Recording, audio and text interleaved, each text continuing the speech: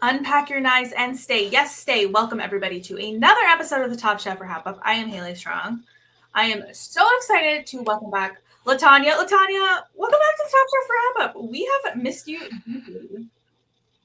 And 3 to 5 people just turned off the podcast. That's not true. 3 to 5 more people turned off the podcast because they missed you so much. Hi, everybody. I'm back from the dead. Surprise, bitch. Bet you thought you seen the last of me. Kurt's taking a break this week though, so it's just Kurt needs a break from me. It's girls' night. What's up? What's up? What's up? I can't wait to get to the portion where we discuss what I've been eating. So I could tell you about just the rotation of hospital food, followed by the noodles from a packet. And there we that's been it. That's been what's going on with me. I've been in the hospital for a very long time, to the point where I scared my doctor. She was like, I kept checking and you were still in there. And I was like, yeah, me too. Like every day I would check and I was still in there. You'd be like, oh, did you forget about me? And they'd be like, no, this is on purpose. And you go, cool. I'll take another mini charcuterie board, sir. Thank you. I know, seriously. I did have that mini charcuterie board morning. That was nice. Mm-hmm. That was nice. But I mean, like, it honestly can't complain. Best medical care that one can receive in this entire state. My doctors are the number one doctors literally in the nation at what they do. So, cannot complain. I'm here. I'm feeling better. I'm excited to talk about Top Chef and the cook that got everyone to the semifinals. Well, not everyone, but it got some people to the semifinals. Do you have anything from the last couple of weeks of Top Chef that you want to discuss before we dive deep into this episode? Well, you see, now I feel bad because I don't want to pile on. Because I remember thinking that I might try to come out of retirement early for that episode where there was supposed to be a stunt involved. First of all, yeah. that was the dumbest episode of Top Chef that we've had in a while, in my opinion. Like, these chefs they don't know anything about stunts. They're chefs. And this isn't like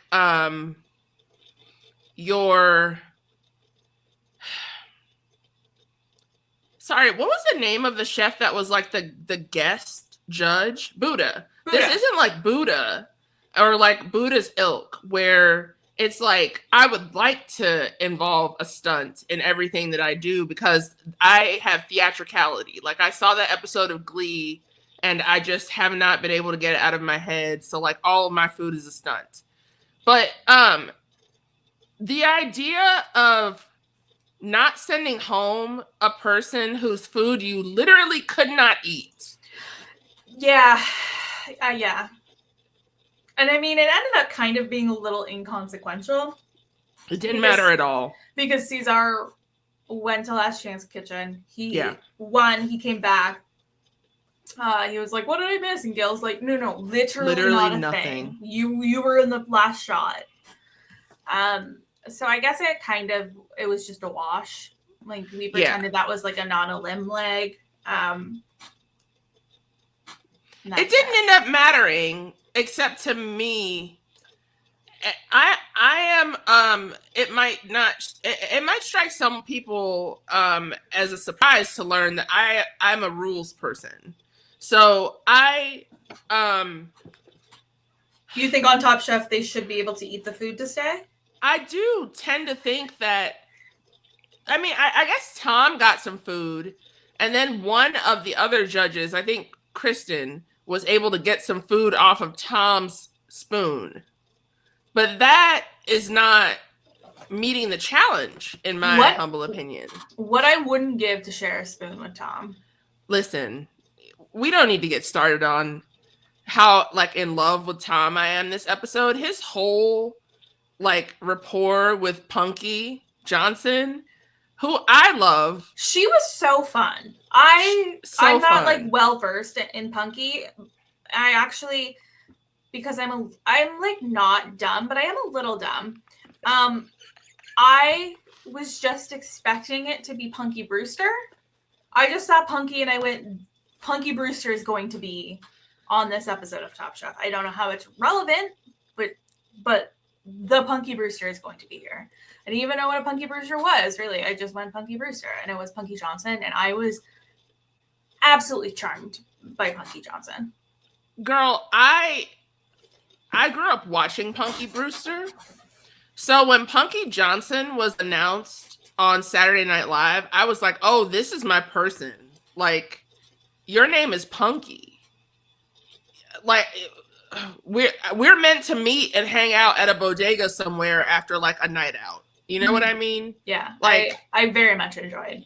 I love her, and I love the fact that Tom loved all of her jokes and takes from across the table. So the whole show was just like her saying something really smart and funny, and him being like, "Yes, huh." She's like, "You no food." Okay, so how do you feel about we are taking quickfire results into consideration during elimination? We are. I mean, what a quick fire to take into consideration. I guess, damn, like it is what they started doing last season, right? Yeah. So I guess why not continue that? I didn't think that it was that big of a deal, but I guess, if it's a tiebreaker, then it would make sense to take the quick fire results into play. And that is overall, I guess, what we've been arguing about since this change in the quick fire not being considered at all anymore, or like coming into play later. That's so fair. It's like we're not happy when it like doesn't matter, but we're also not happy when it matters a lot. Like I want it to medium matter. Just mean matter. Yeah. Just average matter. Just what's the mode? What would a mode matter be?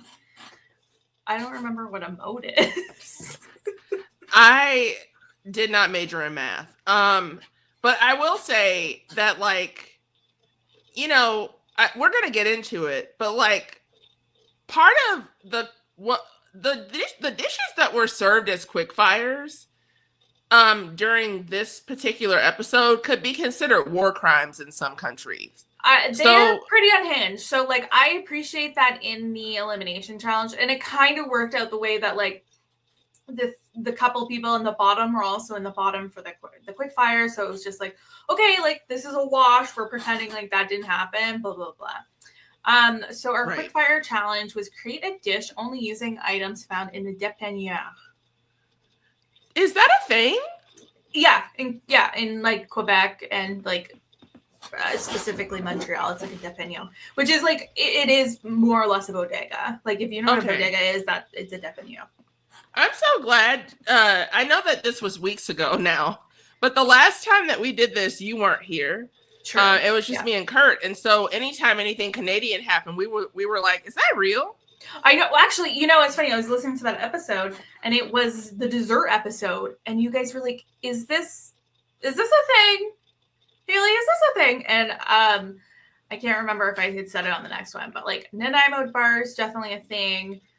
Like a figgy duff, I had to Google that one, and I was like, that sounds like a Newfoundland dish if I've ever heard one, and I was correct. And there's a couple things where I was like, oh, interesting. Yeah, I was convinced that figgy thing was just, but then I remembered that song from 6th grade that we learned to sing. Now bring us some figgy pudding. Is that like this? That's different, right? It's same, but it's like it's figgy pudding in like cookie form, something like that. And like we have to remember, with so much in love in my heart, the Newfoundland is unhinged. It's like our most unhinged province, like in a good way. some of our other provinces are a little unhinged in like not a great way, but we're not going to get into that one today. Maybe next week though. I live in America. I think that you keep forgetting that I live in the United States of America. The only thing that's keeping us good and relevant right now is the Cowboy Carter tour. And it's not even going to be in Toronto. I tried to look for tickets because I really enjoyed the album Cowboy Carter, okay? I loved it. It was a great album, great storytelling. Thank God. If you had said something else. Honestly, it's like my favorite one since Lemonade. Like I love a storytelling, and I think that's why it really resonates with me. And all the labels in this were in French. So we're doing Quebec week here in Top Chef. We're not going to Quebec. It's only like a 4 or 5 hour train ride, but we're not going there. So don't even think about it. All the labels in the dépanneur were in French. This benefited one person alone. You're welcome, Massimo. I hope you enjoyed Massimo week on Top Chef. Okay, let me tell you who didn't enjoy Massimo week on Top Chef, and that's Tristan.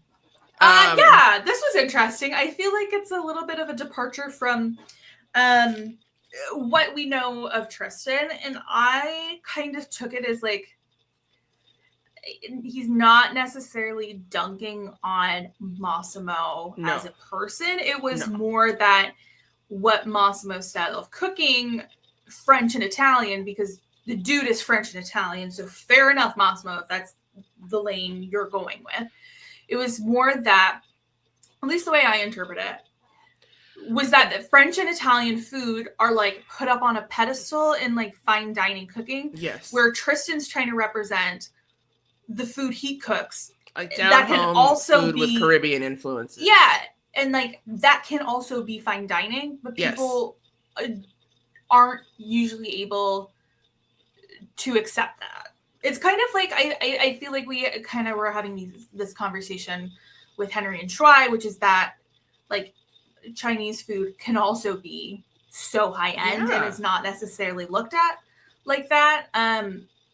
So like, I understand where Tristan's coming from. I think maybe it can come off as a little shady towards Massimo because Massimo is an easy target to be shady against. I think just like how I don't impose myself on people for extended periods of time.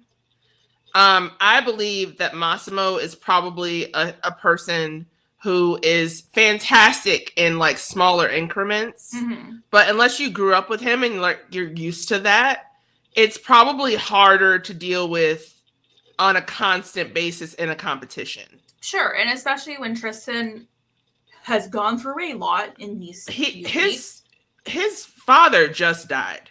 Yeah. And like Tristan has also been a guy to just say things how they are. And not necessarily saying them in like a mean or cruel or like ill-intended way. And we saw that with Vinny a couple of weeks ago when he said, "Hey, Vinny, have you considered, I don't know, maybe cooking something that wasn't on the menu at the restaurant you worked at?" That was hilarious. See, like I'm one of those people who is all good with calling things how they are, especially in a reality TV competition. I think that those people are necessary, and I'm really glad that we've got the lady bubble of Lana and Bailey to kind of like even things out, because Tristan softens quite a bit with Lana being around. Yeah, I've noticed like the two of them are a little bit of a duo as well. Like she's been making sure to stick close to him since the news about his dad, which I really appreciate from just a human perspective, absent the competition.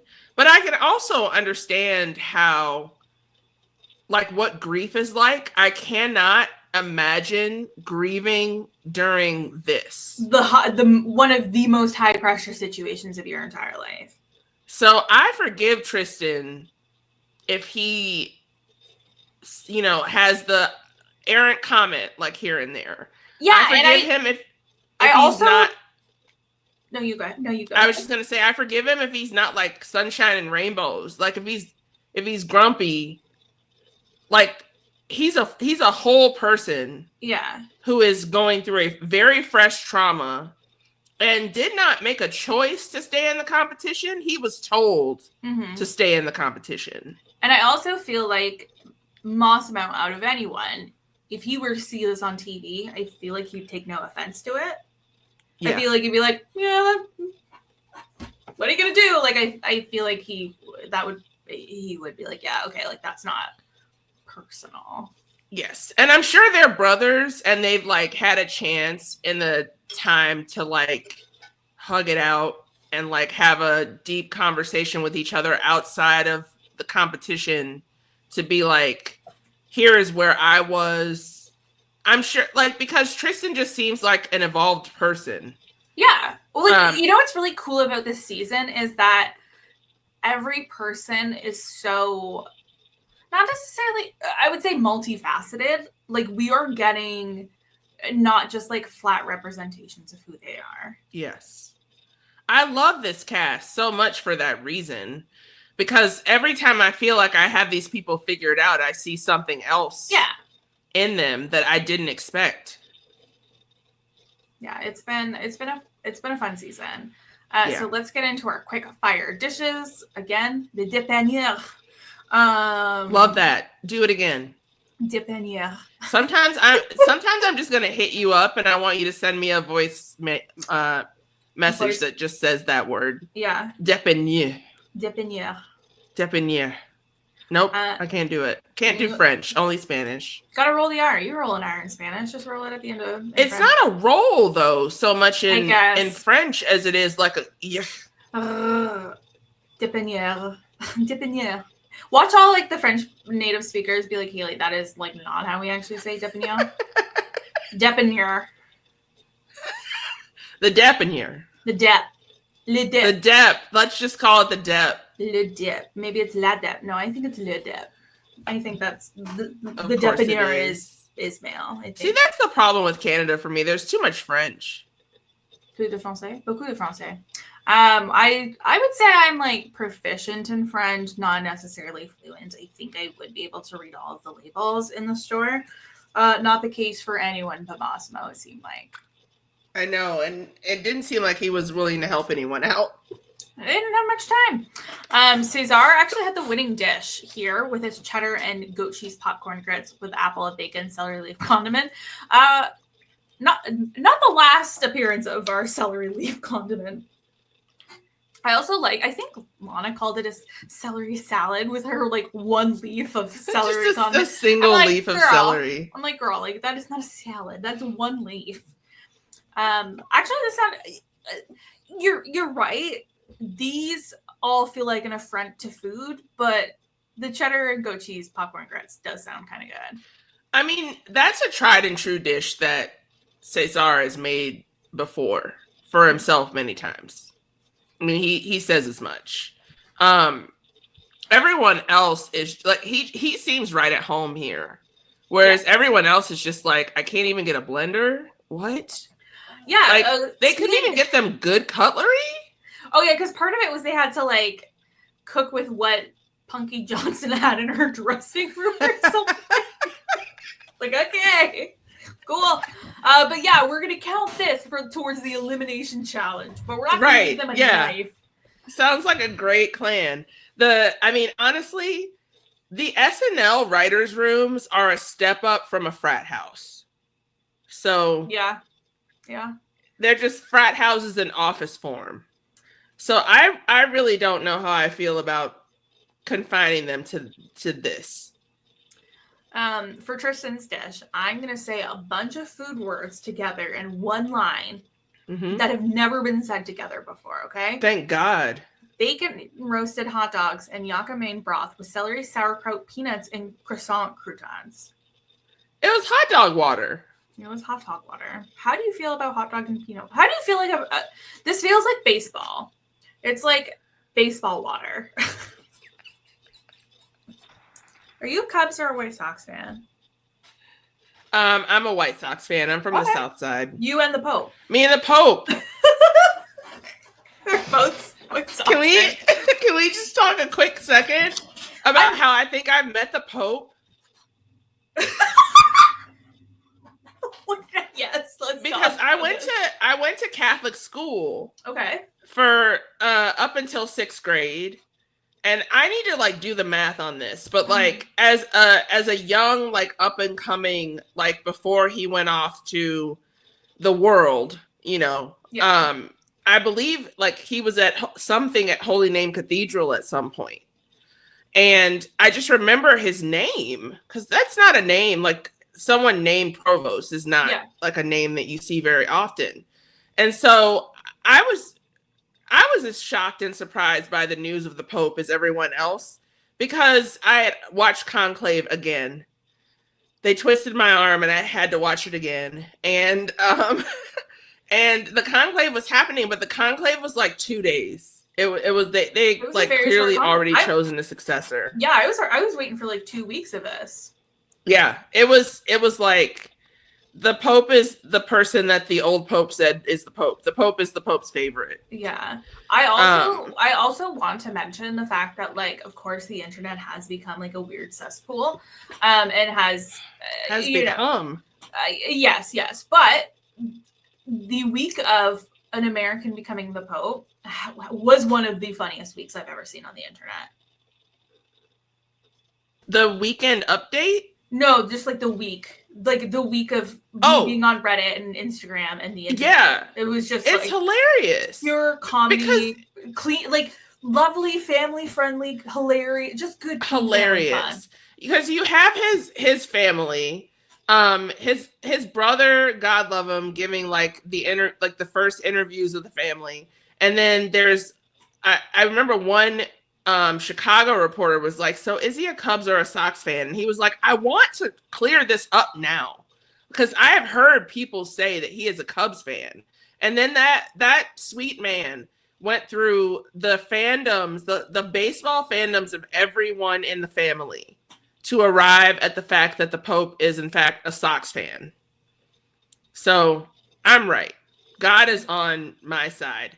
I mean, that wouldn't, like, the actual results of baseball games prove that. I was going to say, too bad the White Sox had a atrocious year last year. And I'm not sure since 2005 have the White Sox had a good year. But if any year is going to be the time for an immaculate, inning or something. I was gonna say reception, but this isn't football, so yeah, thank God. Lana made a savory ham and cheese waffle with harissa syrup and celery salad. Girl, I love you so much. That's not a salad. I love where she's going with this. I would order this in a restaurant. The judges were big mad that they didn't have any ham. There was no ham or cheese in those waffles. That was tough. Tom said, "If you say so." When she said that. I was like, the pot is not the top for this. It was good. He was feeling himself this episode. Yeah, it was a good episode for Tom. Massimo made a hybrid of mozzarella and carrozza with saucisson, brioche, and all dress sauce. They made fancy pig in a blanket, and just mixed relish and ketchup and mustard together and was like, all dress sauce, baby. Punky said that this is a weenie in a bun, but it's the best damn weenie I've ever had, and I lost it. I think her comments alone put him in the top. Like, I feel like the judges would have maybe not loved it as much, and maybe I'm wrong, but I mean, it was fine. It looked terrible. Do you like pigs in a blanket? I do. Yeah, like for like a baby shower food, or like a fancy hors d'oeuvre passed at a wedding reception. At Halloween, we like to make little ones and make them little mummies, and that's adorable. That's so freaking cute. Haley, if I could only live my life honestly, with a quarter of the whimsy. No, he's so whimsical. His hands are... he also has, like, lovely little hands. Not, like, little. It's, like, pretty Who hands. are you talking about right now? Hands. Ethan, okay. I didn't hear what you went out for a second. Sorry, no. He has delicate hands and can do whimsical things. Oh, he makes the pigs in the blanket? He makes the pigs in the blanket. I'm useless. Wow. I have big hands. That's a keeper. Yeah. What can I say? You know what they say? If the woman in the relationship has the big hands, then the man in the relationship has to have the delicate hands. Those are the rules I've made up just now, and I'll be enforcing them with this gun given to me by the NRA. We jokingly like swapped wedding rings yesterday, and his like made it to here on me, like my knuckle, and then my rings on Ethan were like falling off. So I was like, don't wave your hands, you're gonna lose those. Oh my God. I have the thrill of having like big hands and big feet. I'm like small, but I have you have puppy feet. Yeah. That happens with gymnasts a lot. When they're like growing into their like, you're an adult. I am an adult and I was never a gymnast. So my excuse is that my grandmother is pretty tall. So I got her like hand size and feet size, but not the height. I can palm a ball, so you're fine. I can't wait till we meet one time and we do our hand measuring. Dude. Schwei made a croque monsieur with ham, cheese, and curds. So much closer. You know what I need closer? A croque monsieur. What is that again? Is it just a ham and cheese sandwich? With like a bechamel sauce. They're delicious. I love a croque monsieur. Okay. I had one of those once and it gave me a migraine. Okay. It's too much cheese. Like if I can't have a lot of chocolate or a lot of cheese or I get a migraine. Okay. I get like a rich headache, like right here. Not quite a migraine, but I still love them. And a croque madame is a croque monsieur, but with an egg on it because it's like a hat. And the lady wears a hat. Allegedly. Schwei was in the top with this. Vinny was in the bottom with his pâté en croûte crustless sandwich with ham, goat cheese, and pickles. Babe.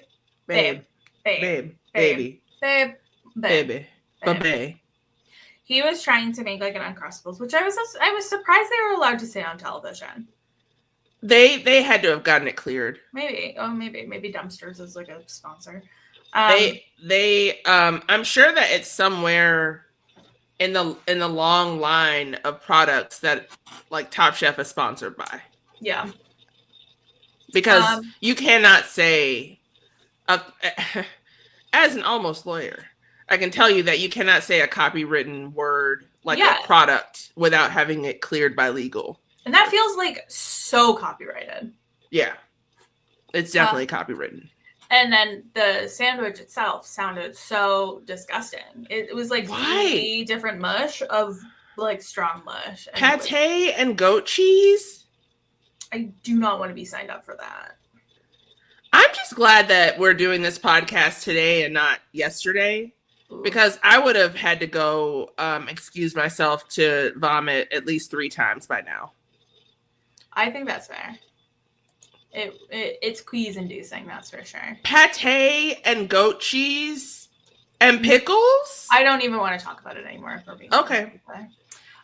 Bailey was also in the bottom with her raisin prune mostarda toasty with foie pate, apple, crushed candied peanuts, and celery leaf. Again, I think this just like was the pate was just weird and it threw everyone off. You don't think the raisin prune had anything to do with it? Listen, I'm fine with raisin prune. I'm going to say something crazy to you. Oh. I don't like chicken salad. It weirds me out. Unless I go to high tea and they have chicken salad on a croissant and raisins. I want raisins in my chicken salad. Oh. I want apples in it. It has to be on a little croissant. Not a full-size croissant either. I want it on a mini croissant. And if it doesn't have raisins, I don't want it. Sorry. I know. You can come to the cookout. We just won't be eating any of that food. Well, I'm not bringing that. I'm never making chicken salad in my... Ethan loves chicken salad and egg salad. And I love chicken salad. I love egg salad. You can put some craisins and some walnuts in my chicken salad. Mm-hmm. I've had some cranberry walnut chicken salad from Aldi that I quite love. I'm more often than not queasied by chicken salad and egg salad or any like salad sandwich. It's texture specific. Yeah, so. That makes sense. And like I like sauce, but I don't want a lot of sauce on anything. And when this sandwich is just mostly sauce, I don't want it. I'm not gonna argue with you on this one. No one's gonna. I'm never gonna force you to eat chicken salad. Thank you. Or egg salad. I don't know what I would bring to the cookout. Just bring yourself. Drinks are always welcome. I'll bring wine. I'll bring wine. That's what I always tell everyone. They're like, "Well, what would I bring?" We always need drinks. Okay. We always need cups. We always need ice. I'll bring cups. I'll bring ice. I'll bring cutlery, plates. I'll bring that. There you go. We always need that, and everyone will toast you literally every time they pour anything. Okay. Because they'll be so happy that you provided the beverages. Okay, I do love the sense of that. Let's get into the elimination challenge here. Yeah, let's get the hell away from this. We're staying in Montreal. We have a couple Montreal chefs here to chat about it. So we're creating a dish using sustainably grown ingredients based on one of Montreal's 4 seasons. So we talk about this rooftop greenhouse that because of it, Montreal is able to like produce food more sustainably and locally, and all of these restaurants are really behind this project. Here's my thing. Great. I love chatting about food sustainability. I think it's important to talk about. I think it's great. Yeah. I think it's insane to be like, here's this challenge about food sustainability, and all of the produce came from Montreal, 5 hours away, that we had to drive here or plane here, or I don't know. Like, I don't know. I don't know how it got there. You're not wrong. You're not wrong. I was wondering if I was the only one thinking that. I was like, no, LaTonya, you're just being a negative Nancy. No, and like I think it's cool to talk about. I think it's cool to say this is a project they do. We love it. So to focus on sustainability, we're bringing you to 3 farmers markets, and like that's the only places you can get your food. And I can understand that like what they wanted to do was have dishes around the seasons, and so they said like, here is what you have. They could have said, here's what you have to use. We got it from this local farm and this local farm, all within like 20 minutes of here. Because to me, if we're talking about sustainability, why are you driving vegetables 5 hours to the west? Like, what are we doing that for? I mean, and we know that like they had to be like super fresh as well, so they probably weren't even driven. They probably had their own like special or like flight. Or and I was a little disappointed in this, in that we weren't actually going to Quebec. I don't know much about TV production, but like it's not feasible to just go there, and then they could have taken the train, and they could have been like, well, this is like a more sustainable travel option, and like blah blah, and we're getting too in the weeds of like transportation within Canada. They were working on like a higher speed train line between like along the Great Lake corridor, like Lake Ontario corridor, up to like St. Lawrence Seaway, towards Montreal, because in like Ottawa in there, and like have those be high speed and have those be more more reliable way to do it. Anyway, I was just confused as to why we were saying sustainability and then driving our vegetables 5 hours away. Just for yucks, just to mix things up, and to give us something to discuss on this podcast about sustainability. They did also say that they were going to be using like whatever was left in the Top Chef pantry too, right? Yeah, because or donating it. Yeah, like okay. And not just from like the Depanier challenge, I'm guessing from like all the quick fires or like whatever's left, and then they're gonna donate after because they're leaving. Fine and dandy. I appreciate the sentiment. It just felt a little clunky in action. It was definitely. I mean, like I've had these types of questions about sustainability when like the focus is on sustainability all the time. Like, I like anytime anyone is like, for example, I used to work in marketing and PR. And one of the places that I worked was for this like shears and like beauty supply company.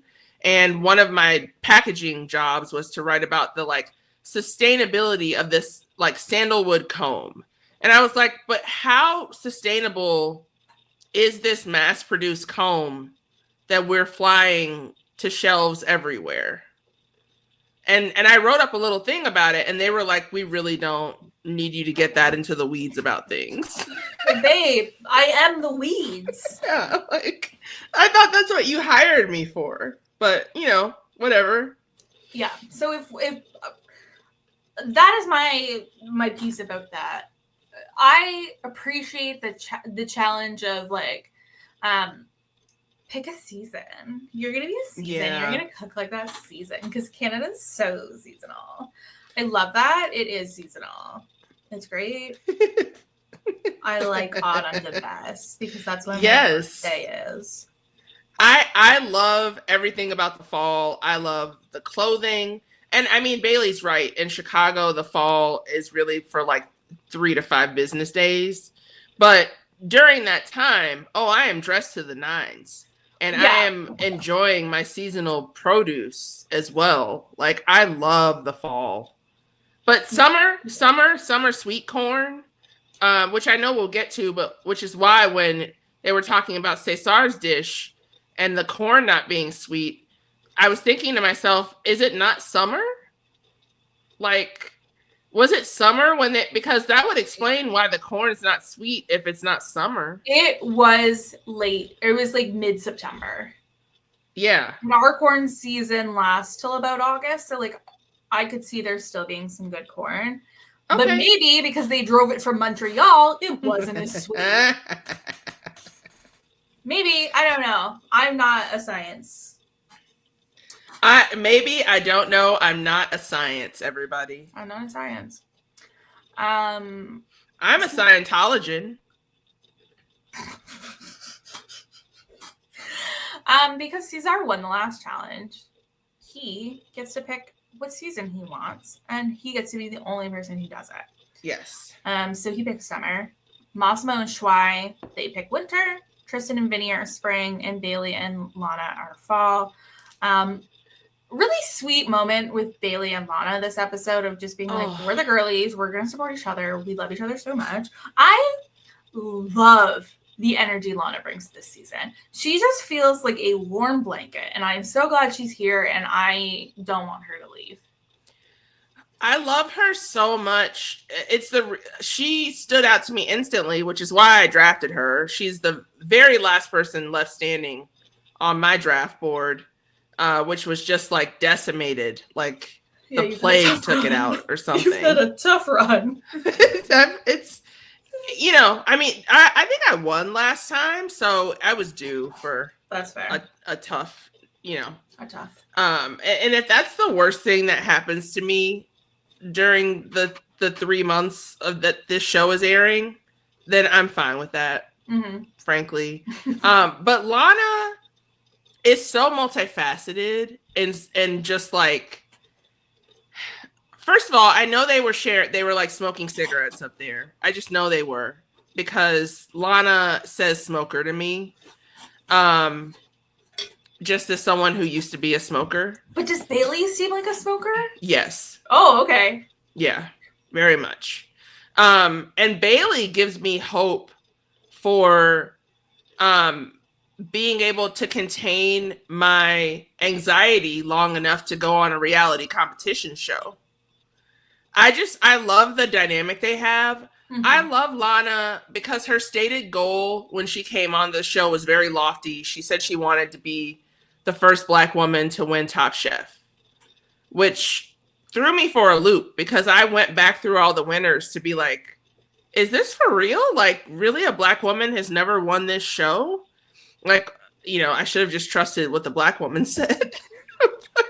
I just wanted to double check. Yeah, so it's also like there's been so few Black people to win Top Chef. Yeah. There's also been so few women to win Top Chef. So few women. So it's just like when we're trying to shove the two Venn diagram circles together, they're not working. No, thank you. We're okay. Yeah. So I love Lana. I love her determination. I love her humor.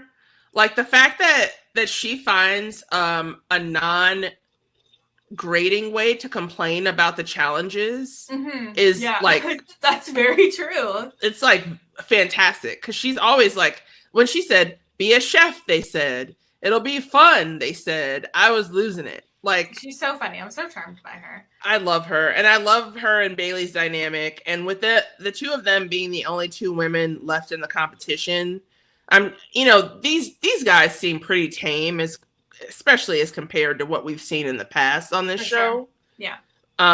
But like, I feel like they've been able to go head to head and like push these fellas in everything that they've been doing, and I've loved watching their bond. Looking at them like check each other's jackets on the way out the door. Oh, more, I please. think it was last week, but when the spy challenge is being introduced, and there are the lasers, and they're both like, like lovely. Our winter season went first. Massimo made a salt crust chicken with chicken farce and cream sauce. He had made this type of dish with vegetables before, but never a protein. So he was a little nervous about this. And again, 2 weeks in a row, it really worked out for him. Yeah. Happy for Massimo. I was a little nervous for him. And then I feel like, I don't remember what judge it was, but somebody was like, are we sure we like this? And everyone else was like, yes. And they're like, okay. All right. Okay. Can I just say, because this is going to become a running thing throughout, and it was Fishan Erkan. Is that how you pronounce her name? I'll have to read it. I believe it is. I want to live enough life and eat enough good food to feel as nonchalant as she does about this entire meal. Because she's like, yeah, is it cooked perfectly? Sure. Is it technically brilliant? Yes. But that's it. And you're like, okay, well, that sounds great to me. That's what I was going for, but Shuai, he's been having a little bit of a tough competition. He hasn't really come out of his shell. He found a letter from his wife in his bag, and that really invigorated him. He was really inspired by his winter season and growing up in China. He made a last bowl of hot pot with squash, sweet potato dumplings, fried enoki, mushrooms, and mushroom dashi. This dish just visually moved me. Stunning. Often watching Top Chef, I'm like, I'd like to try that. But this dish was the first time in a long time I've been like, wow, I really want gorgeous that. Dish. Yeah. I've never had hot pot before. I'm trying to think. Oh, you know what? I think I have, but I didn't realize that's what it was. I guess it was when I went to China. We went to a hot pot restaurant, but it was just like, when you're trying so many new things, it's hard to sometimes to know exactly. You're just like, give it to me. Yeah, especially when you're 20 and you're just like, holy fuck, I'm in China. Can't relate, but sounds amazing. I went for a university class. Aww. Listen, if school can get you out of the country, take advantage of that. I never took advantage of that, and now I can't fly anymore. But I have discovered cruises are the way to go. Yeah. So I'm gonna take a cruise, I think, to Japan. Okay, great. I love that. If I can find a place that is big enough to house me.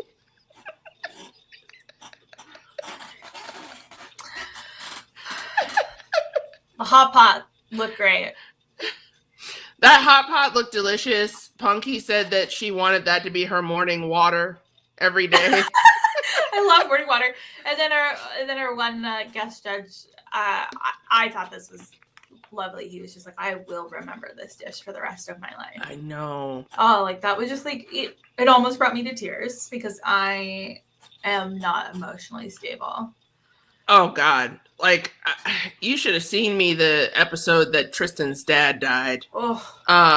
And I like have, again, I love this cast. So I really liked Shuai for the entirety of the season. But there was just something about this episode that really endeared him to me. It felt like he finally just like let go of what he thought he should be doing in Top Chef, and and like we'll get to it, but I think that's something that Vinny never quite figured out. Yes, that's like, exactly it. Shuai was just finally able to just be like, oh, I just have to cook what I want to cook and do it well, and like that will get me far. So it was like really like for him to have that breakthrough moment was just like beautiful to watch. That and like finding a note just like randomly throughout the competition exactly when you need it, because he did seem like he was phoning it in a little bit. Yeah. Not because he wanted to, but just because it's exhausting. And you know, like he's probably very tired and stressed and like, I don't know. I my hat off to like, you know, my croque madame off to anyone in this competition at this point, because just the level of stress that these chefs are under, and to find it in themselves to just have one more fantastic cook, and for this to be the one that clicked for Shuai after getting that note from his wife. I mean, really, you know, he should thank his wife for winning this. Yes. Too bad I don't give out the vacations anymore. I also feel like Shuai has been still taking it personally that he accidentally threw out all of Henry's mise en place. Like, I think he was kind of carrying that through the competition a little bit. You're right. I would too. Yeah. I totally get it. He's such a sweet, kind soul that I don't think that he would ever intentionally do anything to hurt anyone. God, no. So and so, he really just to like, just for like just have a brain fart for a second and not think to ask before doing something in the kitchen and messing up someone else's cook. You know, it didn't end up factoring in, thank God, because they realized that it wasn't the fault of the chef, but that, you know, whose dish it was. But like, I would be carrying that with me too. Now we're entering spring. Tristan made a roasted and charred Caraflex cabbage with spring potatoes, smoked lakefish, and roasted cabbage puree. And Vinny made lamb dumplings with morel mushroom consomme, enoki mushrooms, and English peas. Both of them were in the bottom for these dishes, obviously with Vinny leaving.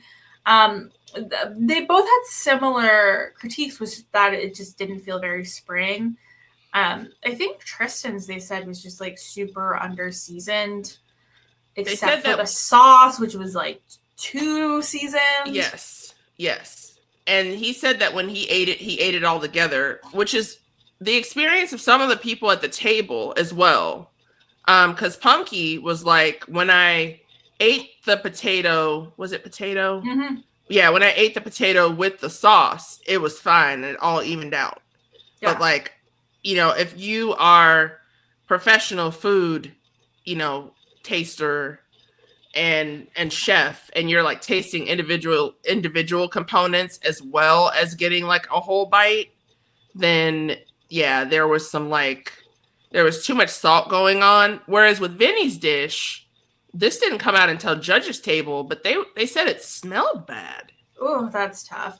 Yeah, part of it was that he was really leaning into the sustainability aspect, and so he wanted to use the lamb in the consommes or the soup as well.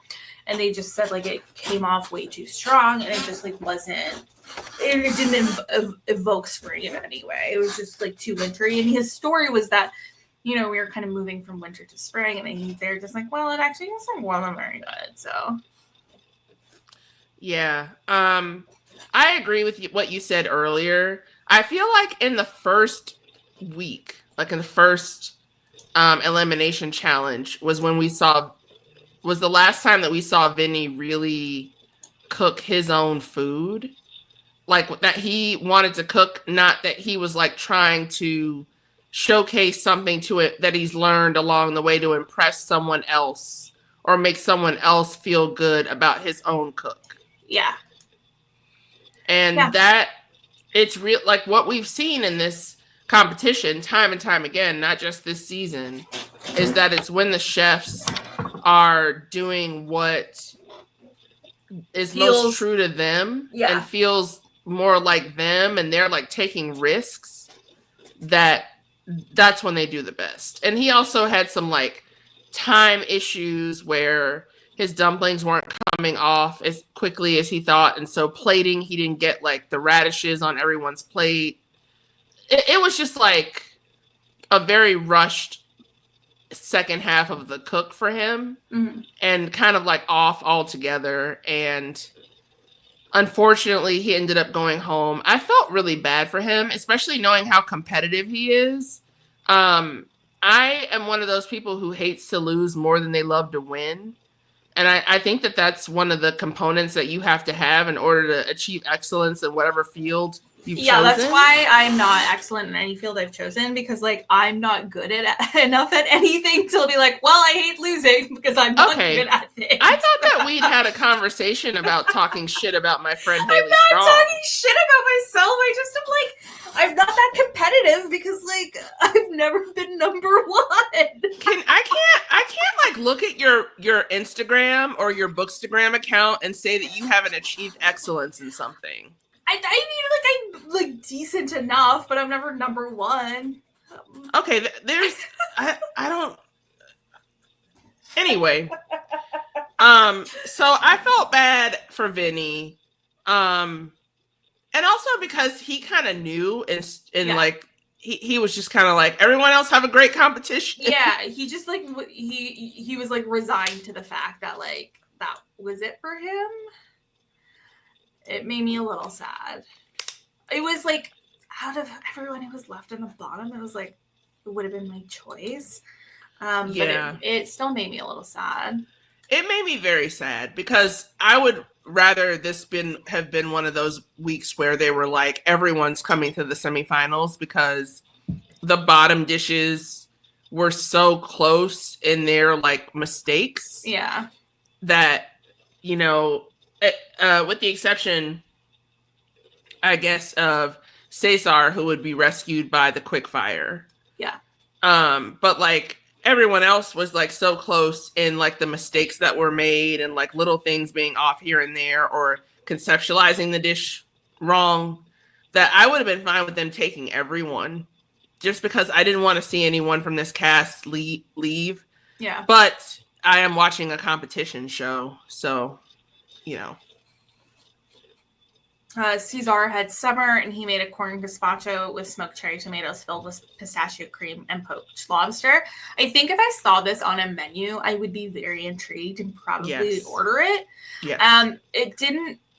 It was like almost there in every way, but it just wasn't quite there. I think Punky was really funny when she said, like, I would have been disappointed if I ordered something that said lobster and this is what came out. Yeah. And those lobster tails looked pretty. I thought that everyone was getting a tail. I guess not. Sounds weird. I thought that everyone was getting... I didn't even hear it until you brought it up. Tails on the menu, everyone. I thought everyone was getting a lobster tail. So I guess I expected... I that's what I would have done had I been making this dish. Yeah. But yes, I would... This is the thing that stood out to me as what I would have... Other than the hot pot, which I've never had before. But anything with a broth nowadays, I'm like very much for it. Mm-hmm. But yeah, the second that they said that the corn wasn't sweet, I was like, well, that's not good, because it's corn gazpacho and it seems more tomato forward than corn forward.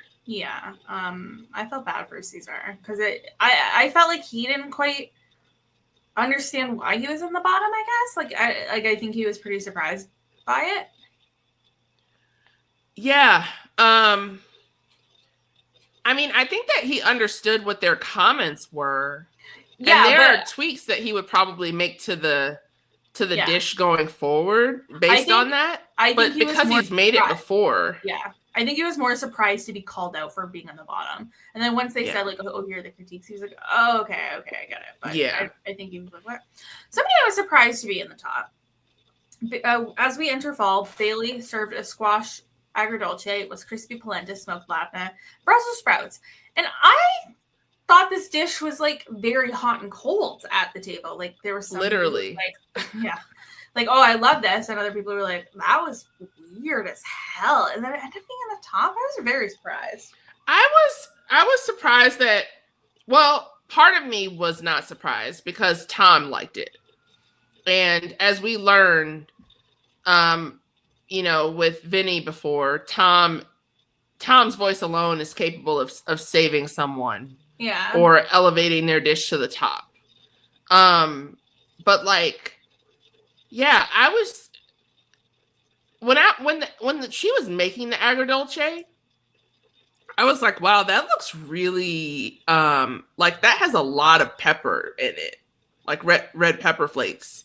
Like I thought it was just going to be super spicy, but in addition to being spicy, it was also very acidic, which I'm a fan of because you're like basically talking about spicy pickles.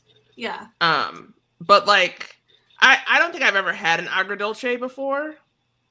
So I'm not sure exactly what it's supposed to taste like. So if I had that, I would have been like, oh, that's what this is. Mm-hmm. But everyone at the table, it seems like it, like, not everyone, but a lot of people, it like blew their palates out a little bit. Yeah. They were just like not expecting what they got. And maybe that was what put her over the top a little bit. Maybe. Just because they were expecting to see something different.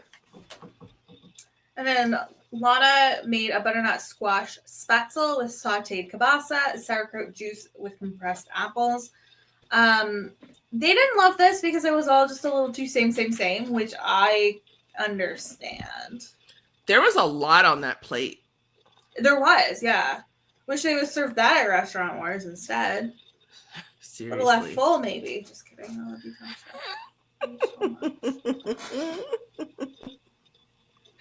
I love it when you're shady because you're like, just saying. Just kidding. Like, I love you, but like, I mean it. So Lana, Cesar, Tristan, and Vinny are in the bottom with their dishes. Massimo, Schwei, and Bailey on the top with Schwei deservedly taking the win here. His first solo win of the competition. I'm very happy for him.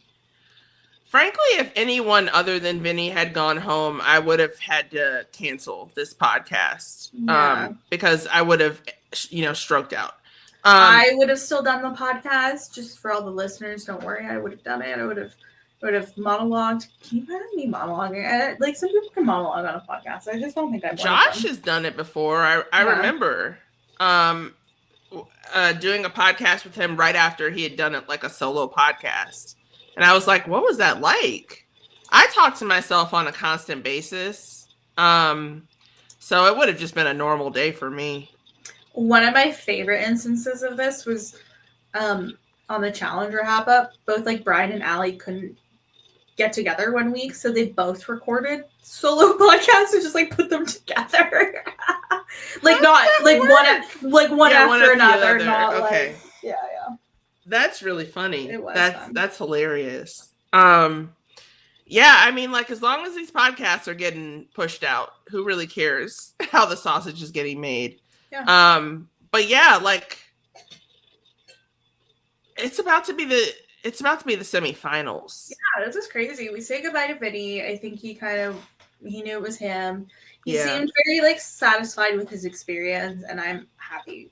I think he's learned the lessons he needed to learn. He learned more by not being Top Chef, I feel like you don't watch Drag Race. I'm like well versed in Drag Race. I have been sitting out a lot of seasons lately. I did just watch the newest season. Oh, the season 18? What a good question you're asking me. Is it the most recent All-Star season or the most recent? The most recent regular season. Oh, okay. What'd you think? I enjoyed it. Like I used to really hardcore watch Drag Race. Yeah. I am not doing that as much anymore. I think, this isn't the Drag Race podcast, but my thing is I have personally felt like we've been too reliant on looks, and like we have all of these look queens and like Instagram queens, and I think that's like a valid form of drag, but it's hard to like bring that to Drag Race, which is like a multifaceted effort, like program, like competition. And like when they just wouldn't hold up as well in those instances when they're just like, well, I'm hot, shouldn't that just take me places? But that's a different show for a different time. But I did enjoy this season.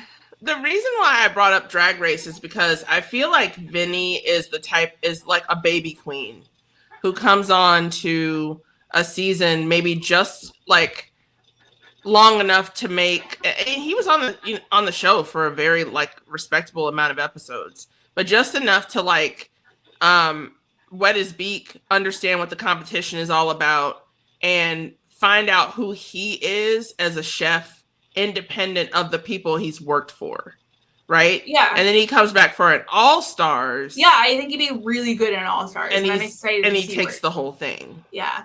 Side note, when they kept calling Lexi Love grandma because she was the only person there over 30, I nearly threw myself into a wall. My God. As somebody who is also 33. Like, kill me now. Like, I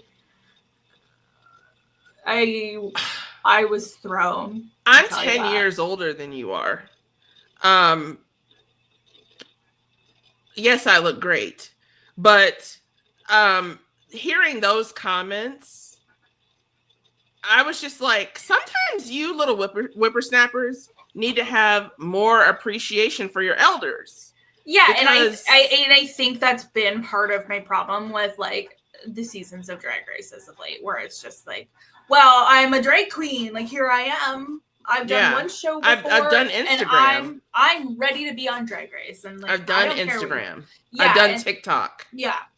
And so like, I guess that has been my frustration with Drag Race as of late. And I get it that we're evolving. Like, the show has to evolve and stay current in order to stay alive, right? And like, the reason that we're still talking about RuPaul, I've been talking about RuPaul my entire life. Mm-hmm. And the reason that is the case is because RuPaul has like evolved. And I think that it's great to cast people from that net, but like to have the oldest queen on your season be 33 years old, and it shows. There are wigs falling off everywhere during lip syncs. People aren't everywhere. Like, people aren't padding. There are like I have no problem with like boy body drag, but like cover your nipples. Like, do something. We're losing recipes. Yeah. Which is exactly what we've been talking about this whole episode of Top Chef. Yeah. Is losing recipes. So we say goodbye to Vinny. Like I said, I think he'll learn so much more from losing than he ever would have from winning. Yeah, and he like took it on the chin. Yeah, he's gonna come back and fuck up the pin. I have a lot of respect for Vinny. Yeah, me too. I'm really, which is evidenced by the fact that I have not called him Yes Chef Mike Bloom in weeks. It's so well. You haven't been here in weeks, LaTonya. Okay, let's just. The amount of times that you confuse your facts with my logic, I am so over it. I'm gonna walk. Okay. If this podcast weren't so close to over, I would quit. Sure. I don't have anywhere to go. The Last of Us doesn't come on until 8. I was like, what? I was like, it's 8:45. Yeah, the Leafs are on right now, and I am interested to go downstairs and see if the Leafs game is still on or not. Oh, I'm sorry. The reason that we had to do this time is totally my fault. It's my fault. I had things going on. No, you're fine. No Last Chance Kitchen this week. I know. Like, I didn't think I'd miss it, but here I am. I know, it's like a little sad now to have a little bit more content, but yes. Maybe that's why Kurt was like, I'm not coming this week. There's no Last Chance Kitchen. I know. Fair enough. But like, a good episode overall. Yeah. And we're traveling next week. We're finally leaving Toronto. Yeah. Going to Calgary. Calgary, Alberta, right? Yep. Gonna get some Western wear up in this piece. We are gonna wear cowboy boots. We're gonna wear cowboy boots. I don't own those, but I feel like I should now that Beyonce wears them. I think so. Yeah, I think those are necessary. Yeah, excuse me. I'm very. LaTonya just needs a sip of water. Don't worry, everyone. I'm excited that we're finally traveling within Canada. I wish we didn't leave it as this late, and I with love to the great province of Alberta. Like, we could have gone somewhere like slightly more exciting. Oh my God, Albertans, don't be mad at me. Don't be mad at me, please. You know I love you.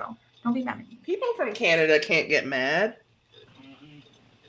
right? I mean, hey, have you seen how we reacted to the tariffs? Oh, yeah. We said, oh yeah? Okay, we're not coming to your country anymore. Goodbye. We're not buying any of your stuff. Just the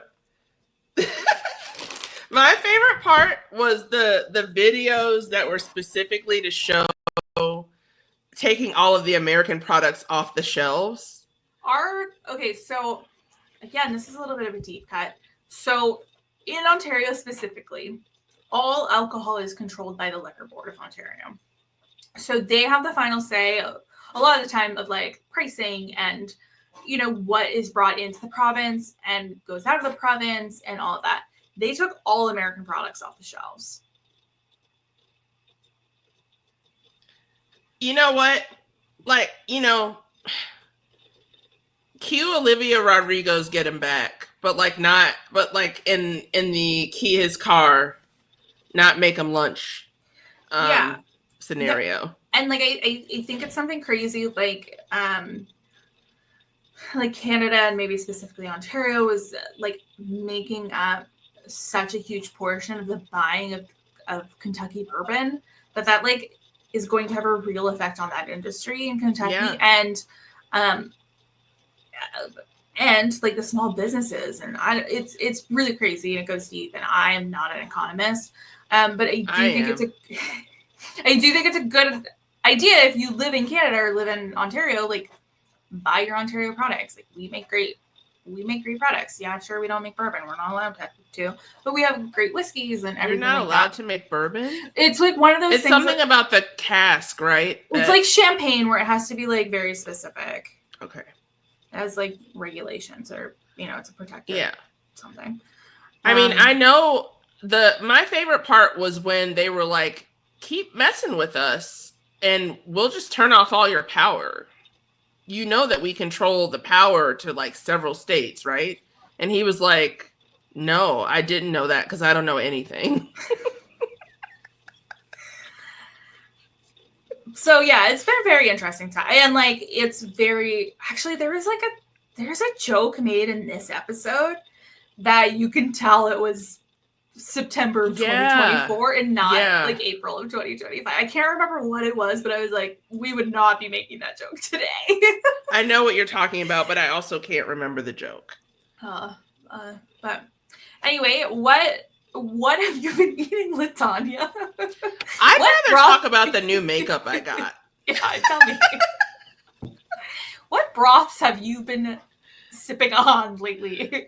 Well, I will say for the 5 weeks that I was gone, I made that hospital menu my bitch. I went through a couple different iterations of what I was allowed to eat. So I started off with just a liquids diet because I went into the hospital from vomiting. I couldn't even keep water down by the time I got to the ER. And it wasn't even vomiting anymore because there was nothing there. So I retched so loud that I scared the ER. My nurse was like, I'm just gonna leave your door open if that's okay, because I need to keep an eye on you. So I had some really good beef broth, some really good chicken broth. That stuff was great. The ice chips, the first thing I'm buying myself when I get to Boston is a crushed ice maker. If I move into a place that doesn't have a fridge that makes ice. It's not a crushed ice maker, but for my bridal shower, I did receive an ice maker, and I was just like, oh, what an odd gift. But it is one of the most used appliances in our household. Like, it has a spot. It is always out. We love the ice maker. It's amazing. There was some things that I ordered while I was in the hospital. I bought my nurse's pizza one day because it's just really nice to say thank you to the people that are taking care of you.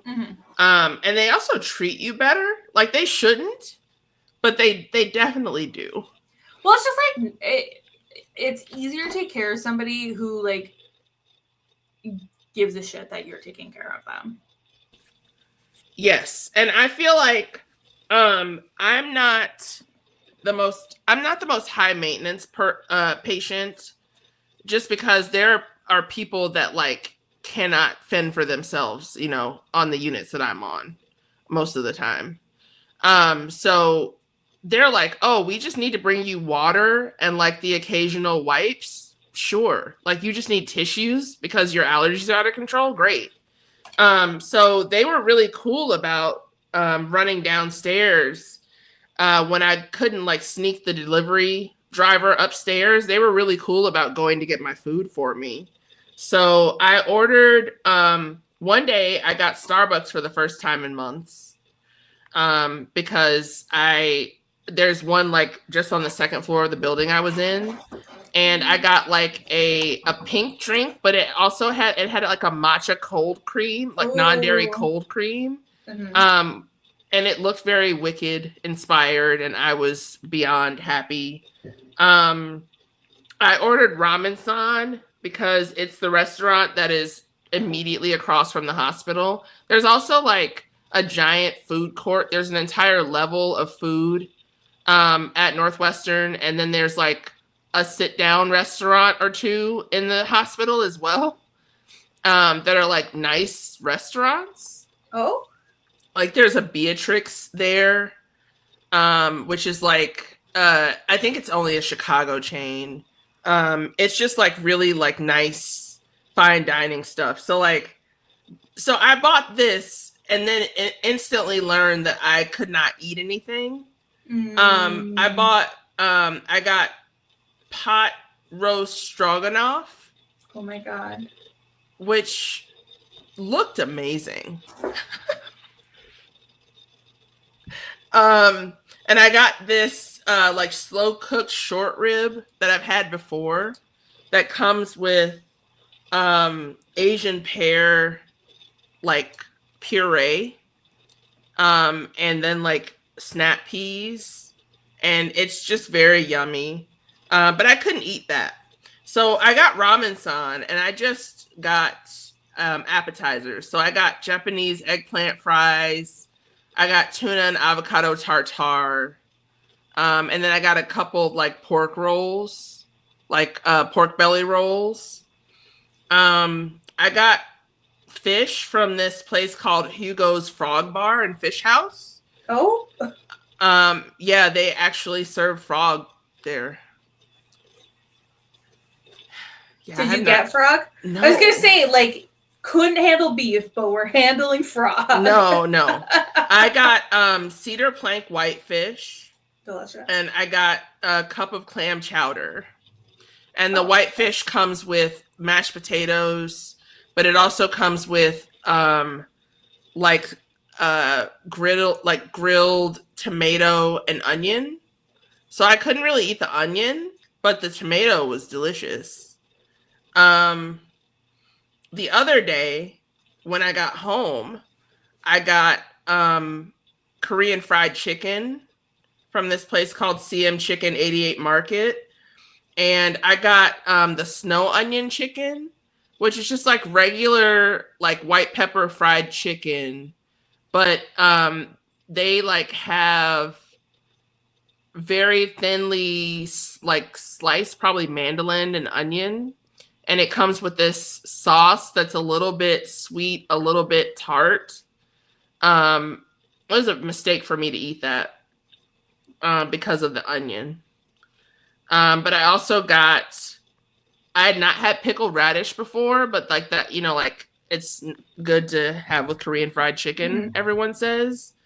And I got these like mozzarella cheese balls. And since then, I've had vitamin water, Gatorade.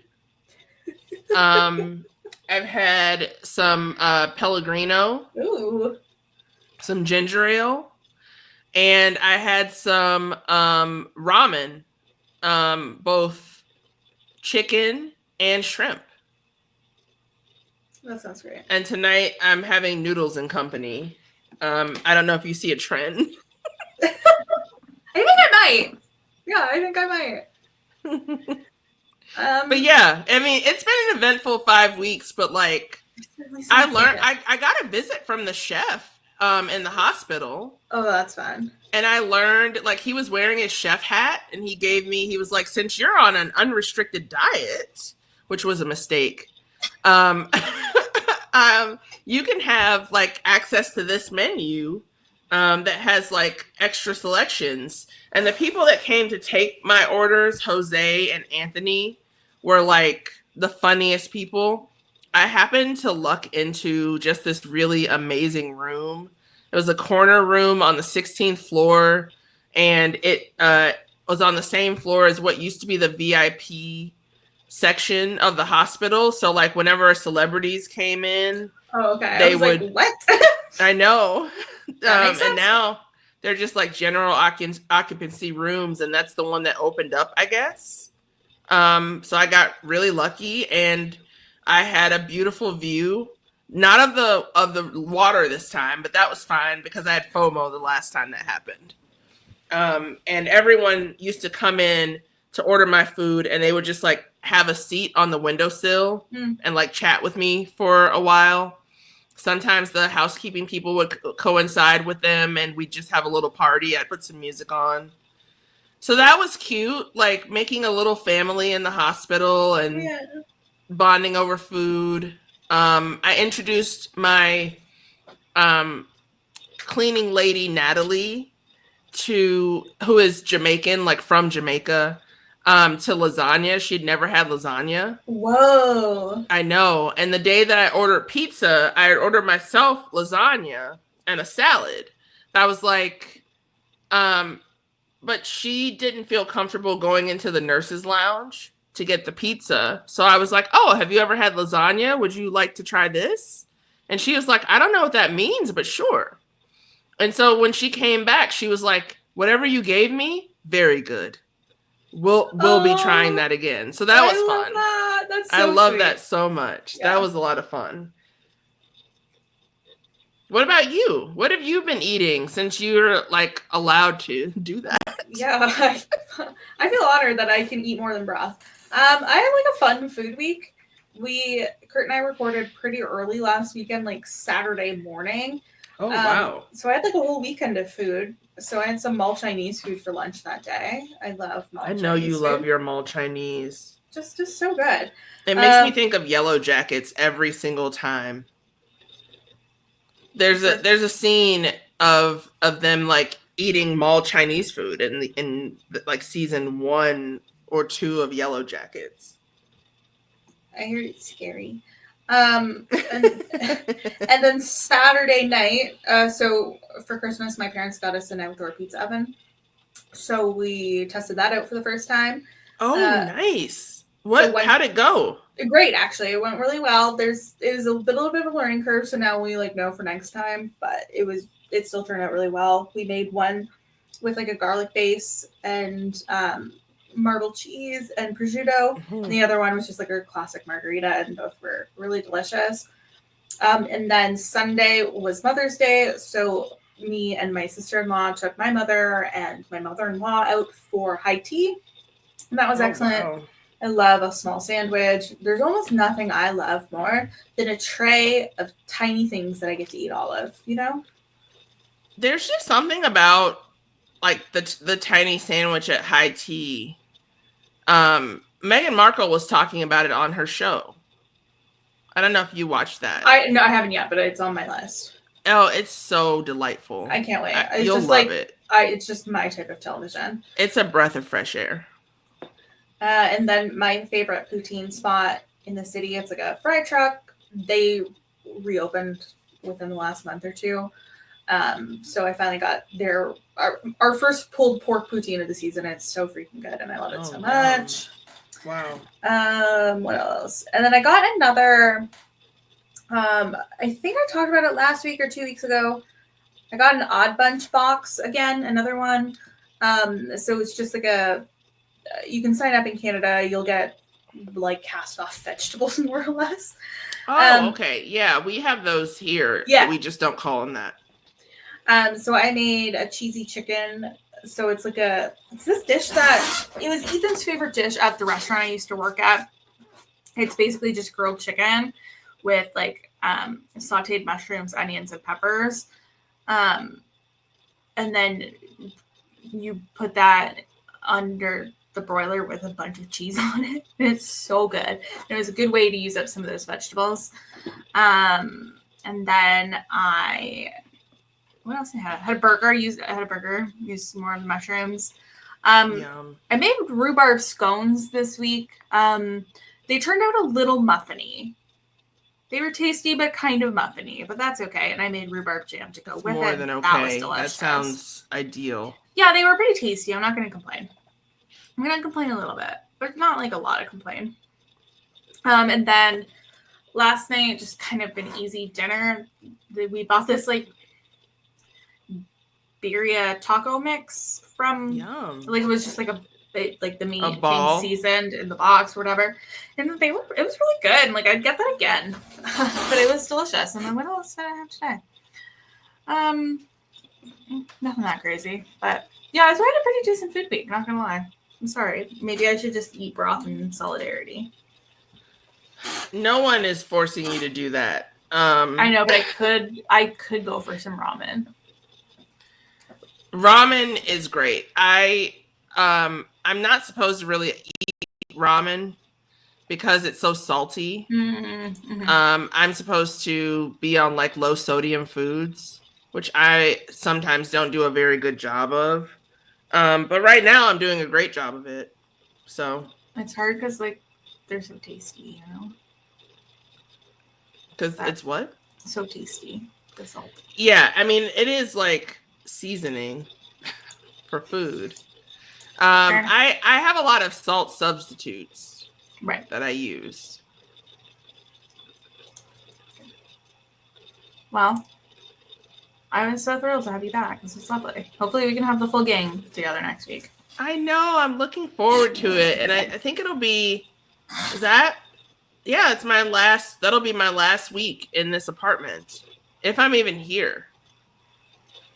Then. I was like, we're going to have a podcast? But you might not be in the apartment at that point. Yeah, might not be in the apartment. Cool. Where can people find you on the internet if you want to be found on the internet? You can follow me on Twitter and on Blue Sky at LK Starks. You can follow me on Instagram at Stormborn1222 because I'm going to be moving soon. So the part of me that's social is going to come out again. I even got a sweater that says social chick and it has 2 little hatchlings on it. So I'm very much looking forward to wearing that. and being social with my new dunks. I got some dunks that I'm very excited about. I can't wait to see them. And yeah, I've been talking a lot on Blue Sky about my upcoming move. Again, moving to Boston, like permanently. So please do feel free to reach out if you all have any like recommendations for like moving your entire life, or if you have any recommendations for food that are new and different from the recommendations that I asked for you all to send me when I was going last summer. I had such a fun time eating in Boston. Just like the culinary scene is really fun there. I ended up eating at like a Top Chef restaurant without even realizing that that's what I was ordering from one day. And that I'm definitely going to like go back to when I am back in Boston. And yeah, so if you want to hear all about the playlist I'm making or the foibles happening along the way, follow me there at LK Starks. What about you, Haley? What are you up to? Nothing too crazy, but you can follow me on Instagram at @strong_, and you can check out everything I am reading over on my Bookstagram account at the Strong Library. And until next time, pack your knives and go. Bye!